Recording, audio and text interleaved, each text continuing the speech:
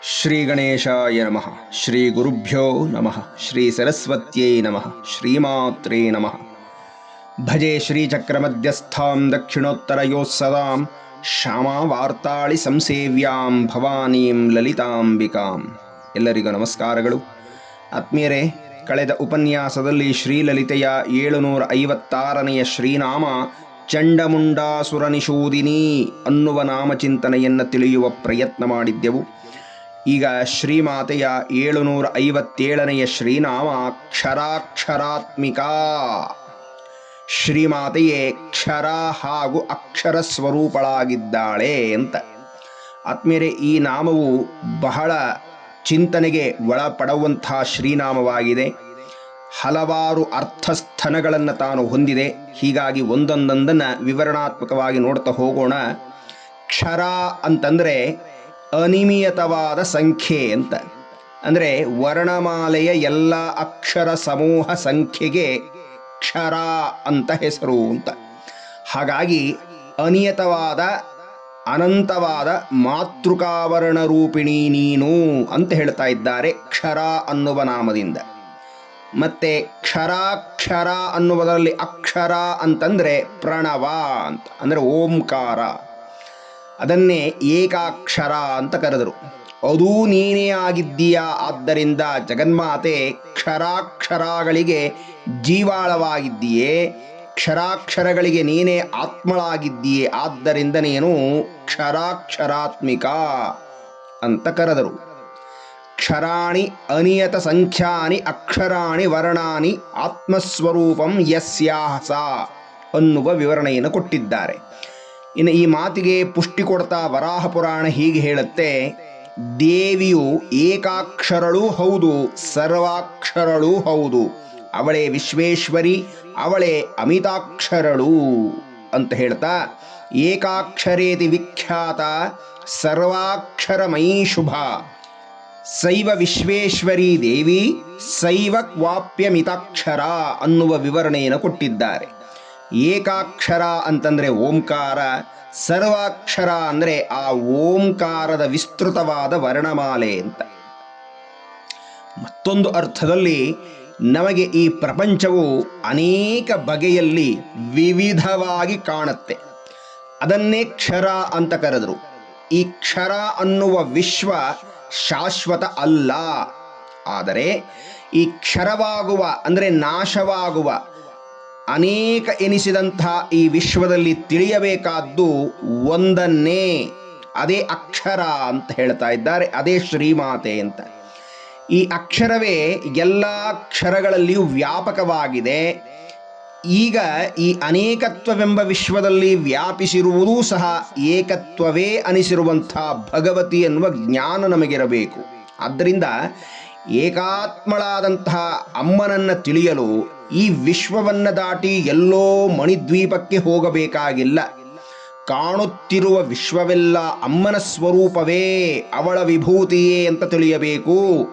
ಯದ್ಯದ್ ವಿಭೂತಿ ಮತ್ಸತ್ವಂ ಶ್ರೀಮದೂರ್ಜಿತಮೇವವ ತತ್ತದೇವಾವಗಚ್ಚತ್ವಂ ಮಮದೇಜೋಂಶ ಸಂಭವಂ ಅಂತ ಭಗವದ್ವಾಣಿಯಂತೆ ಈ ಜಗತ್ತು ಅನೇಕ ನಾಶವಾಗುವ ಲಕ್ಷಣ ಹೊಂದಿದೆ.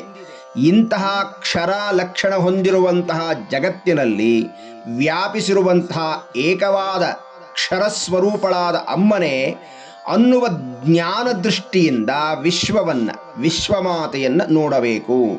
ಅದೇ ಅನೇಕತ್ವದಲ್ಲಿ ಏಕತ್ವವನ್ನು ಕಾಣುವಂಥದ್ದು ಅನ್ನುವಂಥದ್ದೇ ಕ್ಷರಾಕ್ಷರಾತ್ಮಿಕ ಅನ್ನುವ ನಾಮದ ಚಿಂತನೆ. ಅವಿಭಕ್ತಂ ವಿಭಕ್ತೇಷು ತಜ್ಞಾನಂ ವಿದ್ಧಿ ಸಾತ್ವಿಕಂ ಅಂತ ಗೀತೆಯಲ್ಲಿ ಪರಮಾತ್ಮ ಹೇಳ್ತಾನೆ. ವೈವಿಧ್ಯತೆಯಲ್ಲಿ ಏಕತ್ವವನ್ನು ನೋಡುವುದೇ ಸಾತ್ವಿಕವಾದ ಜ್ಞಾನ.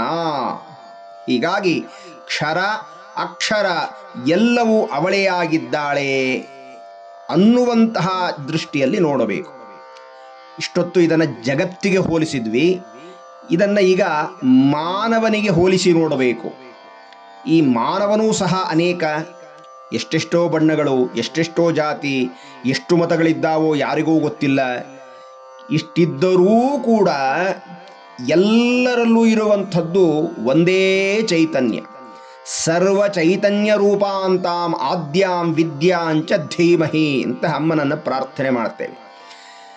ಸೃಷ್ಟಿಯಲ್ಲಿನ ಎಲ್ಲ ವಿಧದ ಪ್ರಾಣಿಕೋಟಿಯಲ್ಲಿಯೂ ಸಹ ಇರುವಂಥದ್ದು ಒಂದೇ ಚೈತನ್ಯ. ಹೀಗೆ ಸೃಷ್ಟಿಯಲ್ಲಿನ ಎಲ್ಲ ವಿಧದ ಪ್ರಾಣಿಗಳು ಕ್ಷರ ಅಂದರೆ ನಾಶ ಹೊಂದುವ ಲಕ್ಷಣ ಇರುವಂಥದ್ದು.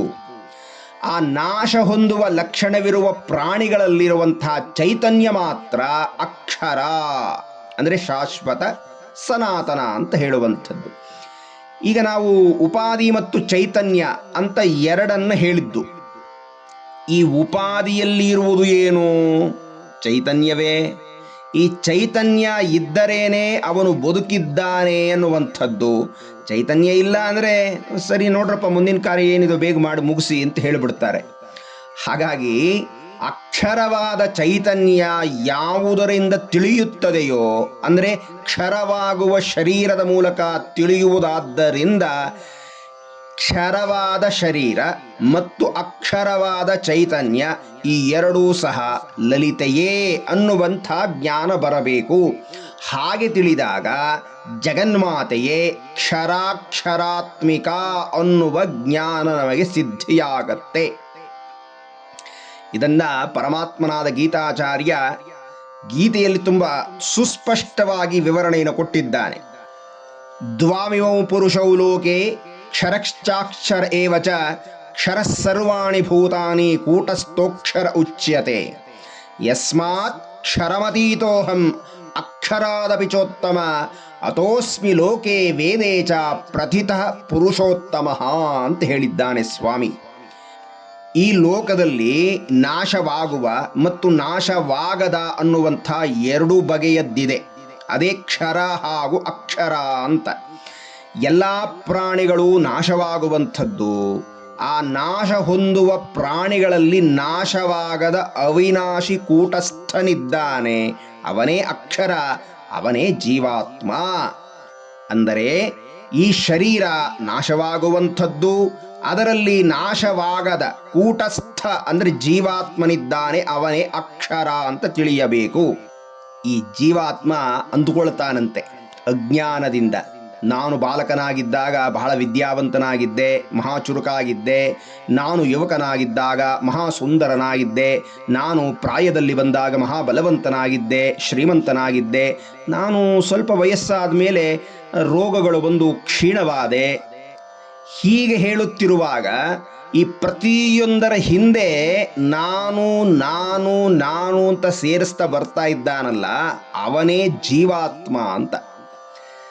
ಬಾಲ್ಯ, ಯೌವನ, ವೃದ್ಧಾಪ್ಯ ಅನ್ನುವಂಥದ್ದು ಬದಲಾಗ್ತಾ ಬರುತ್ತೆ. ಅದು ಶರೀರದ ಧರ್ಮ, ಬದಲಾಗಲೇಬೇಕು ಅಂತ. ಹೀಗೆ ಬದಲಾಗುವ ಶರೀರದಲ್ಲಿ ಬದಲಾಗದ ಅಕ್ಷರನೇ ಜೀವಾತ್ಮ ಅನ್ನುವುದನ್ನು ತಿಳಿಯಬೇಕು. ಹೀಗೆ ಕ್ಷರವಾದ ಶರೀರ ಮತ್ತು ಅಕ್ಷರವಾದ ಜೀವಾತ್ಮನಿಗಿಂತ ಉತ್ತಮನೊಬ್ಬನಿದ್ದಾನೆ ಅನ್ನುವ ಜ್ಞಾನವೂ ನಮಗೆ ಸಿದ್ಧಿಯಾಗಬೇಕು. ಅವನೇ ಪರಮಾತ್ಮ ಅನ್ನುವ ತಿಳುವಳಿಕೆ ನಮಗೆ ಬರಬೇಕು. ಆ ಪರಮಾತ್ಮನೇ ನಾನು, ಕ್ಷರವನ್ನು ಮೀರಿದವನು ಹಾಗೂ ಅಕ್ಷರವಾದ ಜೀವಿಗಿಂತಲೂ ಉತ್ತಮನಾದವನು. ಆದ ಕಾರಣ ಲೋಕದಲ್ಲಿ ವೇದಗಳಲ್ಲಿ ನಾನು ಪುರುಷೋತ್ತಮ ಎಂದು ಪ್ರಸಿದ್ಧಿಯಾಗಿದ್ದೇನೆ ಅಂತ ಸಾಕ್ಷಾತ್ ಕೃಷ್ಣ ಪರಮಾತ್ಮನೇ ಈ ಮಾತನ್ನು ಹೇಳಿದ್ದಾನೆ. ಹೀಗಾಗಿ ಈ ಉತ್ತಮಳು ಅನಿಸಿಕೊಂಡ ಜಗನ್ಮಾತೆಯೇ ಕ್ಷರ ಅನಿಸಿದ ಜಡ ಶರೀರದಲ್ಲೂ ಅಕ್ಷರ ಎನಿಸಿದ ಜೀವಾತ್ಮನಲ್ಲೂ ತನ್ನ ಪ್ರಕಾಶವನ್ನೇ ಬೀರುತ್ತಾ ಪರಮಾತ್ಮಳು ಅಂತ ಅನಿಸಿಕೊಂಡಿದ್ದಾಳೆ ಜಗನ್ಮಾತೆ ಶ್ರೀಲಲಿತೆ. ಹಾಗೂ ಕ್ಷರಕ್ಕೂ ಅಕ್ಷರಕ್ಕೂ ಅತೀತಳು ಅಂತಂದರೆ ಉತ್ತಮಳು ಅಂತ ಅರ್ಥ. ಆದ್ದರಿಂದ ಆ ಜಗನ್ಮಾತೆಯೇ ಕ್ಷರಾಕ್ಷರಾತ್ಮಿಕ ಅಂತ ಅನಿಸಿಕೊಂಡಿದ್ದಾಳೆ ಅಂದರೆ ಜಡ ಶರೀರ, ಜೀವಾತ್ಮ ಈ ಎರಡಲ್ಲೂ ಇದ್ದು ಈ ಎರಡಕ್ಕೂ ಅತೀತಳಾಗಿ ಉತ್ತಮಳಾಗಿ ಪರಮಾತ್ಮ ಸ್ವರೂಪಳಾಗಿ ಅವಳೇ ಇದ್ದಾಳೆ. ಅವಳು ಇಲ್ಲ ಅಂದರೆ ಕ್ಷರವೂ ಇಲ್ಲ, ಅಕ್ಷರವೂ ಇಲ್ಲ. ಹಾಗಾಗಿ ಈ ಎರಡರಲ್ಲೂ ಇದ್ದಾಳೆ, ಎರಡಕ್ಕಿಂತಲೂ ಉತ್ತಮಳಾಗಿದ್ದಾಳೆ. ಅದಕ್ಕಾಗಿ ಹೇಳ್ತಾರೆ ಉತ್ತಮ ಅಕ್ಷರಮವ್ಯಕ್ತಂ ವ್ಯಕ್ತಂ ಚರಮುದಾಹೃತಂ ಅಂತ ಹೇಳ್ತಾರೆ. ಇಲ್ಲಿ ಅವ್ಯಕ್ತವನ್ನು ಅಕ್ಷರ ಅಂತಲೂ ವ್ಯಕ್ತವಾಗುವುದನ್ನು ಕ್ಷರ ಅಂತಲೂ ಕರೆದಿದ್ದಾರೆ. ಕ್ಷರ ಅಂದರೆ ಕಾಣುವ ಶರೀರ, ಅದೇ ವ್ಯಕ್ತ. ಅಕ್ಷರ ಅಂದರೆ ಜೀವಾತ್ಮ, ಕಾಣುವುದಿಲ್ಲ, ಆದ್ದರಿಂದ ಅದು ಕಾಣದ್ದು ಅವ್ಯಕ್ತ ಅಂತ.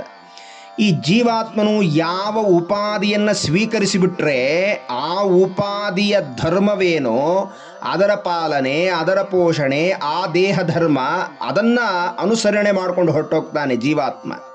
ಯಾವ ಪ್ರಾಣಿಯ ದೇಹದಲ್ಲಿ ಹೊಕ್ಕಿದ್ರೂ ಅದರಂತೆ ವರ್ತನೆ ಮಾಡಿಬಿಡುತ್ತಾನೆ. ಹೀಗಾಗಿ ಜೀವಾತ್ಮನು ಲೆಕ್ಕವಿಲ್ಲದಷ್ಟು ದೇಹವನ್ನು ಹೊಕ್ಕಿ ಬಂದು ಜನ್ಮ ಮರಣ ಪರಂಪರೆಯಲ್ಲಿ ಸುತ್ತುತ್ತಾ ಇರ್ತಾನೆ. ಯಾವುದೋ ಒಂದು ಸಂದರ್ಭ ಅವನಿಗೆ ಸತ್ಸಂಗದಿಂದ, ಗುರು ಸಾನ್ನಿಧ್ಯದಿಂದ ವಿವೇಕ ಉಂಟಾಗತ್ತೆ. ಆಗ ಅವನಿಗನಿಸುತ್ತೆ, ಸಾಧನೆ ಮಾಡ್ತಾ ಮಾಡ್ತಾ ಈ ಕ್ಷರವೂ ಅಕ್ಷರವೂ ಭಗವತಿಯೇ ಅಂತ ಕ್ರಮವಾಗಿ ತಿಳಿಯಲ್ಪಡುತ್ತೆ. ಹಾಗೆ ತಿಳಿದಾಗ ಜೀವಭಾವವನ್ನು ಬಿಟ್ಟು ಈಶ್ವರ ಭಾವದಲ್ಲಿ ಅವನು ಸ್ಥಿತನಾಗುತ್ತಾನೆ. ಆಗ ಅವನು ಕ್ಷರವಾದ ದೇಹದಲ್ಲೂ ಬೀಳೋದಿಲ್ಲ, ಮತ್ತೆ ಅಕ್ಷರವಾದ ಜೀವಾತ್ಮನಾಗಿಯೂ ಉಳಿಯುವುದಿಲ್ಲ. ಯಾಕೆ ಅಂದರೆ ಅವನಿಗೆ ತನ್ನ ಸಸ್ವರೂಪದ ಅನುಭವ ಇರುವುದರಿಂದ ಅವನೇ ಪುರುಷೋತ್ತಮ ಸ್ಥಿತಿಯಲ್ಲಿ ಲಯವನ್ನು ಹೊಂದಿಬಿಡುತ್ತಾನೆ, ಐಕ್ಯವಾಗಿ ಬಿಡುತ್ತಾನೆ ಅನ್ನುವಂಥ ಅದ್ಭುತ ವೇದಾಂತದ ಚಿಂತನೆಯನ್ನು ಕ್ಷರಾಕ್ಷರಾತ್ಮಿಕ ಅನ್ನುವಂಥ ಶ್ರೀನಾಮವು ನಮಗೆ ಹೇಳ್ತಾ ಇದೆ. 758ನೆಯ ಲಲಿತೆಯ ಶ್ರೀನಾಮ ಸರ್ವಲೋಕೇಶಿ. ಶ್ರೀಮಾತೆಯು ಎಲ್ಲ ಲೋಕಗಳಿಗೆ ಈಶ್ವರಿಯಾಗಿದ್ದಾಳೆ, ನಿಯಾಮಕಳಾಗಿದ್ದಾಳೆ. ಶಾಸ್ತ್ರಗಳು ಹೇಳುತ್ತೆ 14 ಲೋಕಗಳು: ಅತಲ, ವಿತಲ, ಸುತಲ, ತಲಾತಲ, ರಸಾತಲ, ಮಹಾತಲ, ಪಾತಾಲ. ಇದು ಕೆಳಗಿನ ಲೋಕಗಳು. ಇನ್ನು ಮೇಲಿನ ಲೋಕಗಳು ಅಂತ ಹೇಳಿ ನಾವು ಇರುವ ಭೂಮಿಯಿಂದ ಹಿಡಿದು ಭುವಃ, ಸುವಃ, ಮಹಃ, ಜನಃ, ತಪಃ, ಸತ್ಯಂ ಅನ್ನುವಂಥ ಊರ್ಧ್ವಲೋಕಗಳು. ಈ ಎಲ್ಲ ಲೋಕಗಳಿಗೂ ಜಗನ್ಮಾತೆ ಒಡತಿಯಾಗಿದ್ದಾಳೆ. ಇದು ಹೊರಗಡೆಯೂ ಇದೆ, ನಮ್ಮ ಶರೀರದಲ್ಲೂ ಈ 14 ಲೋಕಗಳಿದೆ ಅಂತ ಹೇಳುತ್ತಾರೆ. ಕಟಿಯಿಂದ ಕೆಳಗಡೆ ಸಪ್ತಲೋಕಗಳು, ಅಧೋಲೋಕಗಳು, ಅದರಿಂದ ಮೇಲ್ಭಾಗ ಉತ್ತಮ ಲೋಕಗಳಿದ್ದಾವೆ ಅಂತ.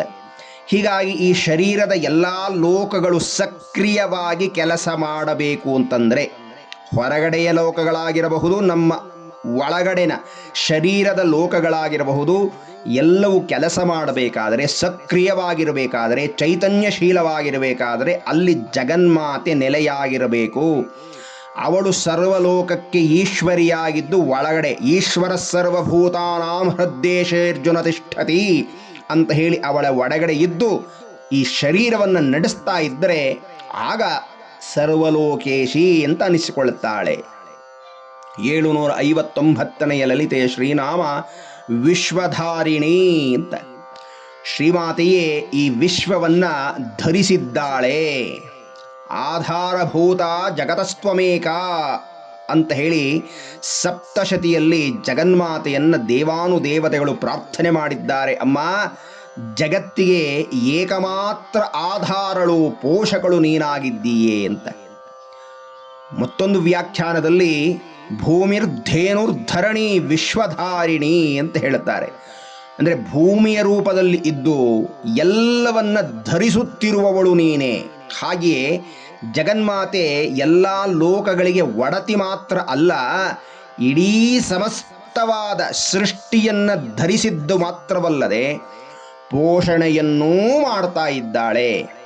ಯಾಕೆ ಅಂದರೆ ಕ್ಷರವಾದ ಶರೀರವನ್ನು ಪೋಷಿಸುತ್ತಾ ಅಕ್ಷರವಾದ ಜೀವಿಯನ್ನು ಆಯಾ ಗತಿಯಲ್ಲಿ ನಡೆಸುತ್ತಿರುವವಳೂ ಅವಳೇ. ಹಾಗಾಗಿ ಅವಳು ವಿಶ್ವಧಾರಿಣಿ ಅಂತ ಅನಿಸಿಕೊಂಡಿದ್ದಾಳೆ. ಇಂತಹ ವಿಶ್ವಧಾರಿಣಿಯಾದಂಥ ಜಗನ್ಮಾತೆ ವಿಶ್ವೇಶ್ವರಿ ತ್ವಂ ಪರಿಪಾಸಿ ವಿಶ್ವಂ ವಿಶ್ವಾತ್ಮಿಕಾ ಧಾರಯಾಸೀಹ ವಿಶ್ವಂ ಅಂತ ಹೇಳಿ ದೇವತೆಗಳು ಸ್ತೋತ್ರ ಮಾಡಿದಂತೆ, ಅಮ್ಮ ನೀನು ವಿಶ್ವೇಶ್ವರಿ, ನೀನು ವಿಶ್ವವನ್ನು ಪಾಲಿಸುತ್ತಿದ್ದೀಯೇ, ವಿಶ್ವಾತ್ಮಳಾಗಿದ್ದೀಯೇ ಮತ್ತು ವಿಶ್ವವನ್ನು ಧರಿಸುತ್ತಿದ್ದೀಯೇ. ಅಂತಹ ಜಗನ್ಮಾತೆಯ ಪಾದಾರವಿಂದಗಳಲ್ಲಿ ಶಿರಸ ಮನಸ ವಂದಿಸುತ್ತಾ ಮುಂದಿನ ಉಪನ್ಯಾಸದಲ್ಲಿ ಜಗನ್ಮಾತೆಯ ಮುಂದಿನ ಶ್ರೀನಾಮಗಳನ್ನು ಚಿಂತನೆಯನ್ನು ಮಾಡೋಣ ಅಂತ ಹೇಳ್ತಾ ಎಲ್ಲರಿಗೂ ವಂದನೆಗಳು. ನಮಸ್ಕಾರ.